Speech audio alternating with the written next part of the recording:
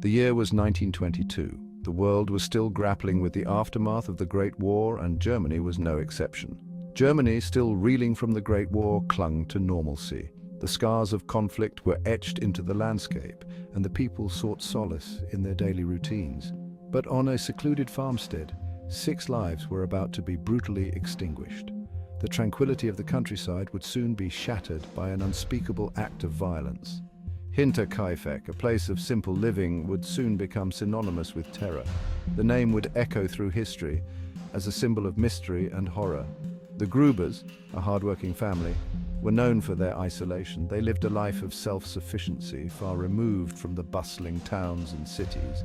Andreas and Kazilia, along with their children Victoria and Joseph, and Kazilia's parents, lived a quiet life. Their days were filled with the rhythms of farm work and family life. Little did they know something sinister was lurking just beyond their doorstep. Unseen eyes watched their every move, waiting for the perfect moment to strike. Life at Hinterkaifeck was harsh but predictable. The family faced the daily challenges of rural living with resilience and determination. The family worked the land, tending their crops and animals. Each day was a testament to their hard work and dedication.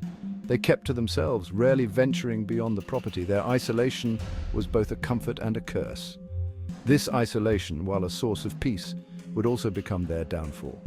The distance from neighbors meant that help was far away should they ever need it. Their world, once predictable, was about to be shattered. The events that would unfold at Hinterkaifeck would leave an indelible mark on the community. The darkness was closing in, and the Grubers remained oblivious to the horror that awaited them. The farmstead, once a place of hard work and family bonds, was on the brink of becoming a scene of unimaginable tragedy. News of the impending tragedy would soon spread, capturing the attention of the nation. The Hinterkaifeck murders would become one of Germany's most infamous unsolved mysteries. Investigators would be baffled by the brutality and the lack of clear motives. The case would draw in detectives, journalists, and curious onlookers, all seeking answers that seemed just out of reach. As night fell on Hinterkaifeck, the shadows grew longer, and the sense of foreboding deepened. The Grubers, unaware of the impending doom, went about their evening routines. They shared a meal, perhaps discussing the day's work or planning for the future, blissfully unaware that their time was running out. Time was running out for the Grubers. The clock ticked down to the moment when their lives would be irrevocably changed. The farmstead, now enveloped in darkness, stood as a silent witness to the approaching horror. The stage was set for a night that would haunt Hinterkaifeck forever. Days before the murders, strange occurrences plagued the farmstead. The once peaceful and serene atmosphere of the farmstead had turned into a place of unease and dread. The family, who had lived there for generations, began to notice things that were out of place, things that didn't belong. Footprints in the snow led to the woodshed, but no one was there. The fresh snow revealed a trail that seemed to appear out of nowhere and vanish just as mysteriously. The woodshed door, usually closed tight, was found ajar, creaking in the cold wind. It was as if someone or something had been there, watching, waiting. Andreas, the patriarch, was unnerved. He confided in neighbors about his worries. He spoke of the strange noises at night, the feeling of being watched, and the inexplicable events that seemed to be escalating. His once strong and confident demeanor was now overshadowed by a growing sense of fear and paranoia. Someone was watching them, he was sure of it. The darkened woods surrounding the farmstead seemed to hold secrets, with shadows that moved and figures that lurked just out of sight. Andreas felt eyes on him, even in the safety of his own home. His concerns were dismissed as an overactive imagination. The neighbors, though polite, were skeptical. They attributed his fears to the isolation of rural life and the long, dark winter nights. They couldn't see what Andreas saw, couldn't feel the creeping dread that had taken hold of him. The family heard footsteps in the attic. At night, when the house should have been silent, the sound of footsteps echoed above them. The creaking floorboards and the rustling in the shadows made it clear that they were not alone. The house creaked and groaned under an unseen presence. Every sound, every movement seemed amplified, as if the house itself was alive and aware of the intruder within its walls. The once comforting creaks of an old home now felt like the whispers of a ghost. The children, Victoria and Joseph, became afraid of the dark. The darkness that once held no fear now seemed to hide monsters and shadows that moved. Their innocent minds couldn't comprehend the terror that was slowly enveloping their home. Their once familiar home now felt like a stranger, full of hidden eyes. The hallways that they had run through as children now seemed to stretch endlessly, filled with unseen watchers. Every corner, every shadow held a new fear. Casilia, the matriarch, tried to maintain an air of normalcy. She continued with her daily routines, cooking, cleaning, and caring for her family, trying to shield them from the growing fear. Her strength was the anchor that held the family together, but even she couldn't shake the feeling that something was terribly wrong.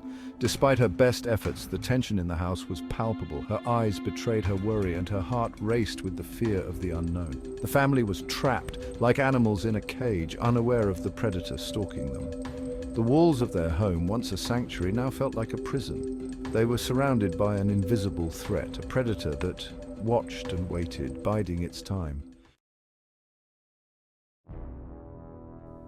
The night of March 31st arrived cold and unforgiving. The Bavarian countryside lay silent under a blanket of frost, the chill in the air a harbinger of the horrors to come. Inside the farmhouse, the Grubers settled in for what they thought would be an ordinary night. The flickering candlelight cast long shadows on the walls, creating an eerie ambience that went unnoticed by the family. Unbeknownst to them, their killer was already inside.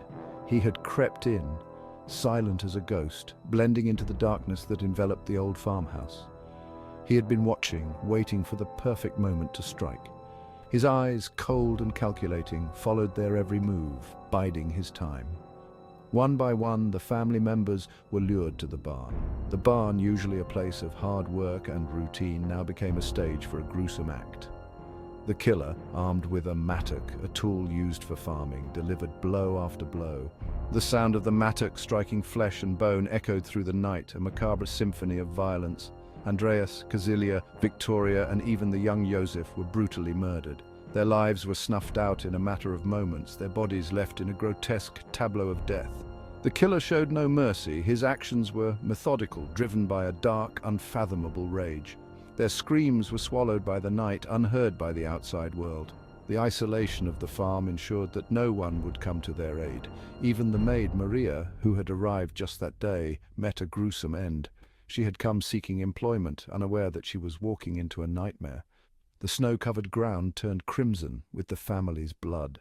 The stark contrast of the red against the white snow was a chilling reminder of the brutality that had occurred. The Hinterkaifeck farm, once a sanctuary, became a tomb.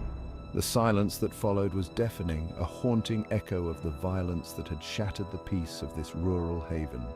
The farm stood as a grim monument to the lives lost, a place forever tainted by the blood that soaked its soil. Days turned into an agonizing wait. Neighbors, concerned by the family's absence, decided to investigate. They arrived at the farm on April 4th to a chilling scene. The animals were unattended and an eerie silence hung in the air. One of the search party entered the barn, his heart pounding in his chest. There, hidden beneath a thin layer of hay, lay the bodies of the Gruber family. The sight was horrific, enough to turn the strongest stomach. The authorities were summoned immediately. The news spread like wildfire through the small Bavarian community. Who could have committed such a heinous act? The investigation into the Hinterkaifeck murders was as baffling as it was horrifying. Evidence pointed to the killer staying at the farm after the murders. He fed the cattle, ate the family's food, and even slept in their beds. The killer seemed to revel in his gruesome handiwork, lingering in the aftermath of his own depravity. The police meticulously combed the farmhouse for clues. They found the murder weapon, the mattock, carefully wiped clean and placed back in the barn. Fingerprints were discovered, but none matched any known criminals.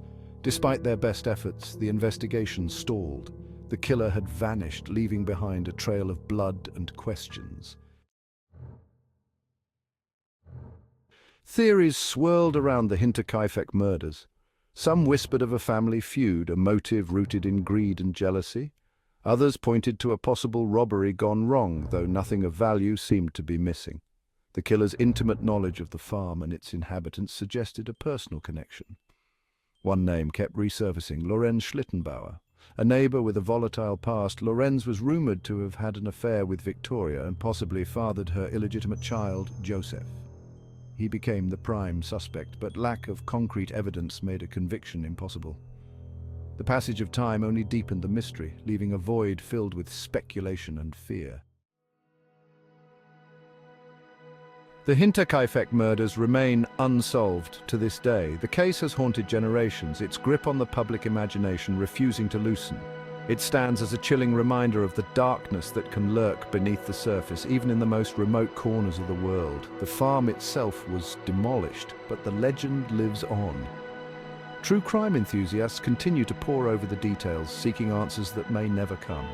Books, documentaries, and countless online forums dissect every aspect of the case. The Hinterkaifeck murders serve as a chilling testament to the enduring power of unanswered questions. The truth, like the victims, lies buried, lost to the annals of time.